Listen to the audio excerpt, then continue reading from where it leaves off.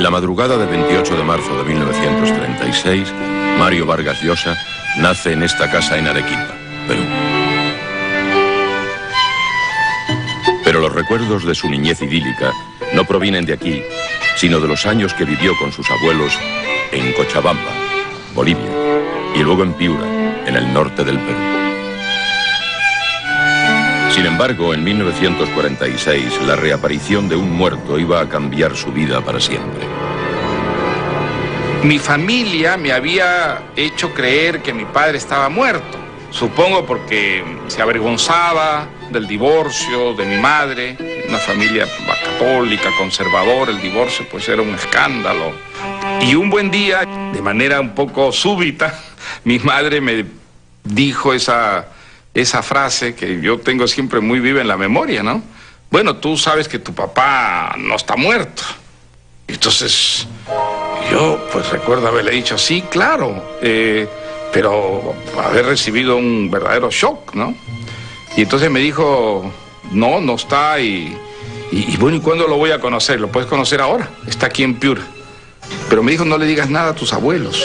Mi papá había venido discretamente a Piura a reunirse con mi madre.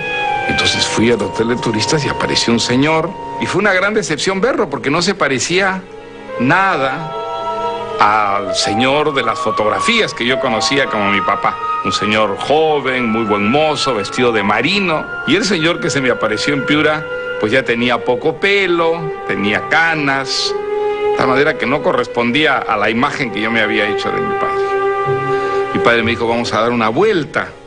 Y subimos a un coche, dimos unas vueltas. Inmediatamente yo empecé a descubrir algo extraño, porque mi padre tomó la carretera. Y después de haber estado 2 o 3 horas en la carretera, pues me informaron que en realidad no estábamos paseando, sino que nos íbamos a Lima. Nos estamos yendo a Lima, Mario. ¿Y qué van a decir los abuelos? Balbuceé. La mamá el tío Lucho. ¿Qué van a decir? Respondió él. ¿Acaso un hijo no puede estar con su padre? ¿No debe vivir con su padre? En primer lugar, la relación con mi padre fue una relación muy mala. Nunca hubo una buena relación. En parte por culpa de él y también en parte por culpa mía, ¿no? Este señor era para mí un extraño. Inmediatamente empecé a sentir una hostilidad cuando sentí que me robaba a mi madre. Y por otra parte, yo había sido un niño muy mimado por mis abuelos, por mis tíos. Era un niño muy engreído, seguramente inaguantable. Así que me costó mucho trabajo adaptarme a ese nuevo sistema. Un sistema que era, bueno, creo que ahora sí puedo usar la palabra con justicia, autoritario. Yo descubrí el miedo con mi padre. Yo creo que no había sentido nunca antes miedo. Miedo a una persona, miedo físico. Yo creo que nunca me habían pegado. Alguna vez mi madre tal vez me daba un coscorrón o un jalón de orejas, pero nunca me había pegado nadie, ¿eh? Y mi padre me pegó por primera vez.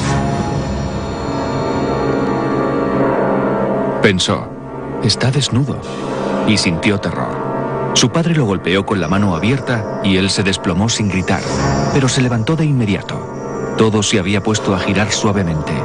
Iba a decir que a él no le habían pegado nunca, que no era posible, pero antes de que lo hiciera, su padre lo volvió a golpear y él cayó al suelo de nuevo. Mi tía Dorita era una persona muy especial, muy tímida. Ella no le gustaba el bullicio, la gente, siempre estaba muy tranquila en su casa, era una mujer muy dedicada, muy devota al marido. Tenía un amor loco por él. Cuando se vuelven a reencontrar, recién comienza a vivir otra vez. Como que separó un poco al hijo por él, por el padre. Y entonces yo creo que en el fondo también un poquito de resentimiento de Mario, porque fue desplazado por una madre que le había dedicado muchísimos años cuando aparece otra vez este personaje que era el papá. Hasta entonces, mi madre y yo constituíamos una especie de pareja, y esa pareja pues desapareció. Mi madre pasó a vivir con mi padre. Yo asocio mucho esos primeros tiempos de vida familiar con mi madre y mi padre solos en Lima a la idea de la soledad. Yo me sentía muy solo. Y como digo, mi gran refugio fueron los libros. Mis amigos fueron los personajes de los libros de ficción. Y empecé a vivir mucho en la fantasía, en la imaginación. Yo recuerdo haber vivido hechizado, fascinado por las series novelescas de Dumas, la serie de Los Mosqueteros, desde luego, y recuerdo todavía episodios que a mí me dejaban desvelado, que me provocaban enorme felicidad y también enorme sufrimiento. La muerte de Porthos también, que es una muerte tan espectacular, en una caverna, donde ha puesto él unos explosivos. Y cuando está saliendo, de pronto, dice la narración, por primera vez en su vida, Porthos piensa qué ocurriría si yo no salgo a tiempo. Y ese pensamiento lo paraliza, lo deja allí inmóvil, aterrado, y entonces muere aplastado por la explosión esta de rocas que él ha provocado.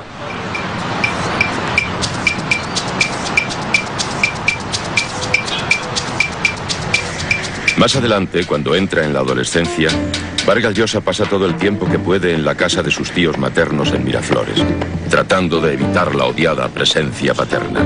Sus primas Gladys y Nancy se convierten en sus mejores amigas. Yo empecé a venir a Miraflores porque en las casas de esos tíos había unas primas que tenían muchos amigos y amigas de barrio, y esa relación fue importantísima. Se convirtió en una familia paralela a donde yo soñaba con venir los fines de semana. Cuando Mario salía, o del colegio, o cuando salía de Leoncio Prado, entraba en este cuarto y daba a un balcón, donde desde aquí divisabas a todo el barrio. Entonces era bonito, porque tenías la comunicación, pero a la vez se escondía, porque era tímido. Mario era un poco tímido. Y entonces, pues, creo que en mis primeras historias está muy presente la vida del barrio, con los amigos y amigas de mis primas, con los que yo hice todos los ritos de la adolescencia, ¿no? Aprender a bailar, aprender a fumar, aprender a enamorar.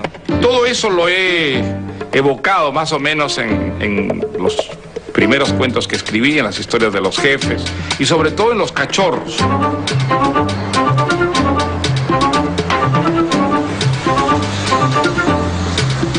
Comprábamos barquillos. ¿De vainilla? ¿Mixtos? Echa un poquito más, cholo, no estafes. Un poquito de limón, tacaño, una yapita de fresa. Y después seguían bajando por la diagonal. El violín gitano, sin hablar, la calle Porta, absortos en los helados, un semáforo. Chupando y saltando hasta el edificio San Nicolás. Y ahí Cuéllar se despedía. Hombre, no te vayas, vamos al Terrazas. No podía, su papá no lo dejaba, tenía que hacer las tareas. Lo que hizo grande a Vargas Llosa es el descubrimiento de Ernesto J. Vargas. De ese núcleo sale todo. Sale su beta libertaria, sale su aversión a la autoridad, sale su aversión al sistema, sale su aversión al orden, sale su independencia, sale su individualismo irreductible, ¿no? Yo no soy nadie sino yo mismo, yo no dependo de nadie.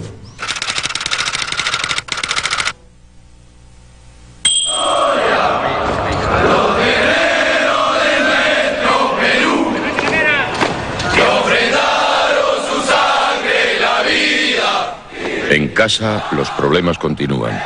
Y Ernesto, atormentado por la actitud rebelde de su hijo, decide en 1950 que la única manera de hacerlo un hombre es internándolo en el Colegio Militar Leoncio Prado. Mi padre veía con mucha desconfianza mi afición a la literatura. Su idea de la literatura era, pues, la idea más bien de una bohemia, de una persona que iba a llevar una vida muy marginal, que iba a fracasar en la vida, en lo importante, que era ganar dinero, tener una posición, ¿no?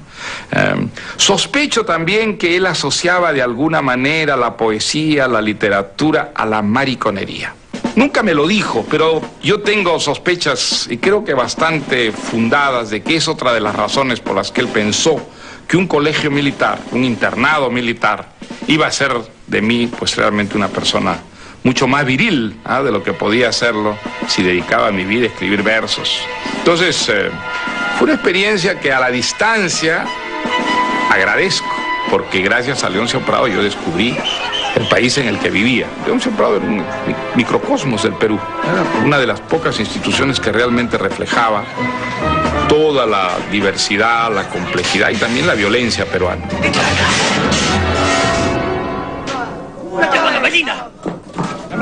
Allí había muchachos de todas las clases sociales, había blancos, había negros, había indios, había cholos, había japoneses, había chinos.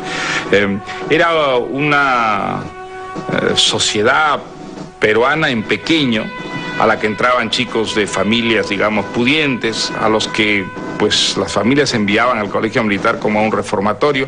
Y claro, cada chico llevaba sus prejuicios, sus rencores, sus resentimientos sociales, y todo eso en un internado, en un mundo un poco concentracionario. Podía crear realmente unas situaciones explosivas.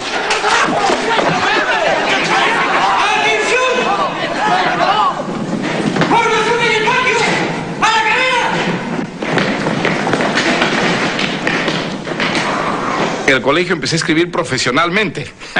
Empecé a escribir cartas para las enamoradas de mis compañeros, que me pagaban en cigarros, novelitas pornográficas, novelitas eróticas que también me pagaban en cigarros. Era una manera de justificar, diríamos, de virilizar una vocación que de otra manera hubiera sido seguramente mal vista en ese mundo machista. Entonces yo encontré una coartada para poder justificar esa vocación que ya estaba muy fuerte, dominando mi vida, la de escribir, la de leer de esa manera. Tenía las piernas blancas, gordas y sin pelos. Mientras él las mordisqueaba y recorría con sus manos, Eleodora daba gritos de placer. No seas espeso, Rulos. Todavía no está lista. Te la compramos, poeta.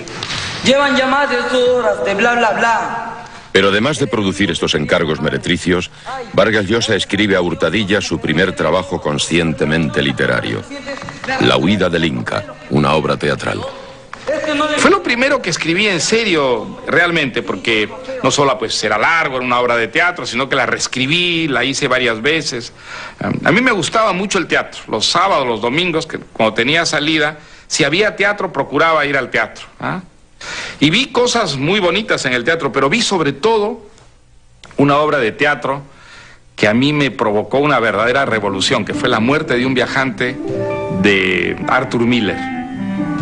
Y a mí esta historia de Willy Loman, del agente viajero, contada de esa manera, saltando en el tiempo, hacia el pasado, hacia el futuro, me conmovió, me deslumbró, y bueno, me lanzó a escribir teatro.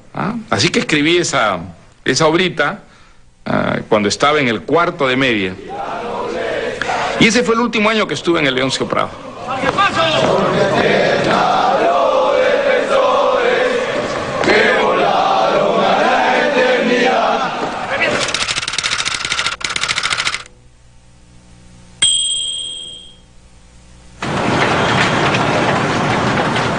Mi padre era gerente de una compañía de noticias, la International News Service.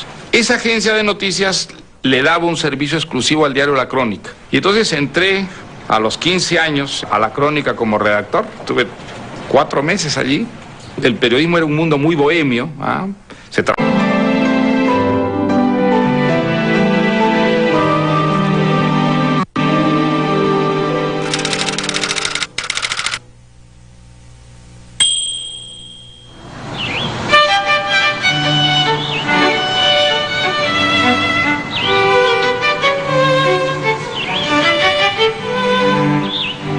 En la madrugada del 28 de marzo de 1936, Mario Vargas Llosa nace en esta casa en Arequipa, Perú.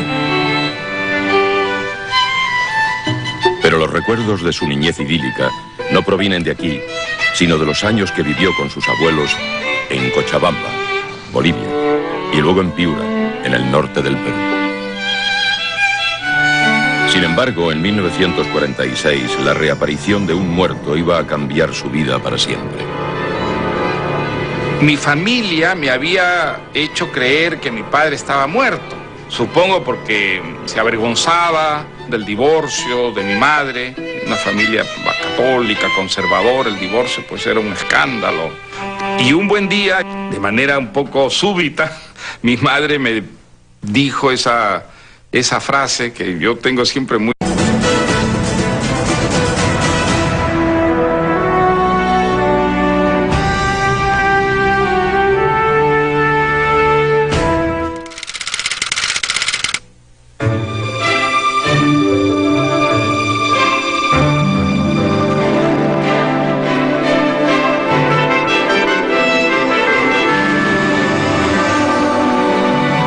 en la memoria, ¿no?